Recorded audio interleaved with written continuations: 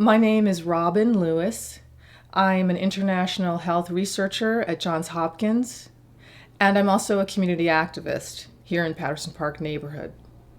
I heard about the station area advisory committees through an email listserv that I'm on. It came possibly from the mayor's office of neighborhoods or through some other connection, but I learned that they were recruiting for local community stakeholders to participate in the advisory committees. So I took a chance, filled in an application, and I was selected. The station area advisory committees meet on a monthly basis, and I have to say the process has been really exciting, really fun, informative, and hopeful.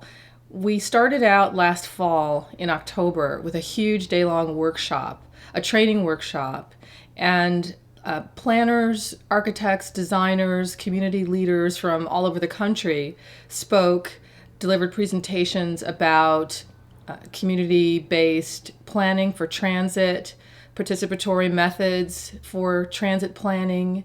They taught us how to think about our community needs and priorities when we're considering design options for safety, aesthetics, efficiency, and all that. It was a fantastic launching point for the advisory committees. We got trained and we learned the same thing on the same day, and we were all ready to launch our own individual community work and our committee work, and it's gone on from there. It's been great. I actually have very high hopes for the Red Line, and I think without being too extreme, I think it's one of the most important projects that's happening in the city. It has the potential to transform the city.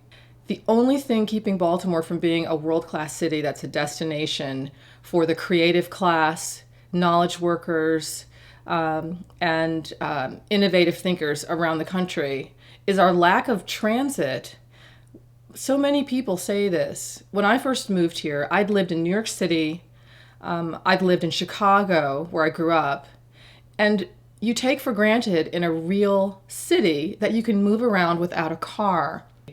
With the Red Line, we'll get an amenity that every other great city has, a light rail that connects all the different parts of downtown across from one end east to west. It'll be modern. It will be attractive.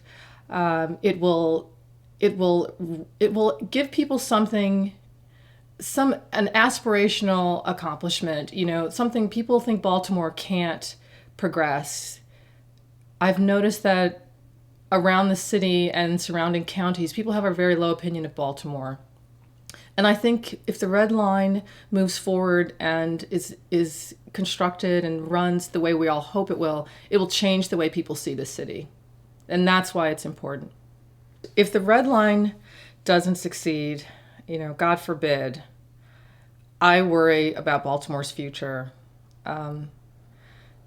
The fact that we've come this far with the Red Line means that we have the potential to take it all the way. It means that there's demand for it, that there's support for it at the highest decision-making levels. So to come this far and not succeed would be a real blow to our hopes and aspirations for the city to reach its potential. If it doesn't come, I know there are lots of people like me, young professionals, knowledge workers, students who will not settle here. And if Baltimore can't attract people with ideas and energy, then Baltimore won't make it. It won't be able to compete in the 21st century. And that would be a real shame.